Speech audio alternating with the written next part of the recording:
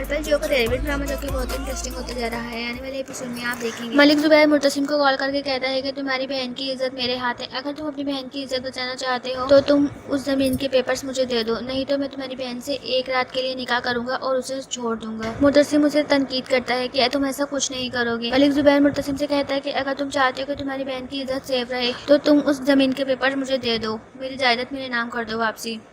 मुर्तसिम अपनी बहन की इज्जत तो बचा लेगा लेकिन अपनी मोहब्बत नहीं बचा पाएगा। उधर हया भी अब मीरब के खिलाफ बोल पड़ेगी और मुर्तसिम को बताएगी कि मरियम को भगाने में सिर्फ और सिर्फ मीरब का हाथ था। ना ही मीरब उसको इतनी शय देती और ना ही मरियम घर से बाहर निकलती। मुर्तसिम गुस्से में कहता है कि तुम्हारे पास कोई सबूत है तो बात करो, नहीं तो फजूल में इल्जाम मत लगाओ। हया फौरन से वीडियो दिखा देती है और कहती है कि ये देखो मुर्तसिम को बहुत गुस्सा आता है। मुर्तसिम मीरब से पूछता है कि ये सब कुछ सच है या झूठ। मीरब कुछ बोल नहीं पाती, वो सिर्फ रो रही हो, लेकिन रोते रोते वो कहती है ये सब कुछ झूठ नहीं है, ये सब सच है। मीरब की बात सुने बगैर ही मुर्तसिम मीरब को ऊपर चिल्लाने लगता है और उसको धक्के देके घर से बाहर निकाल देता है। वहाँ पर माँ बेगम को भी ये यकीन नहीं आता कि मरियम को भगाने में मीरब का हाथ है।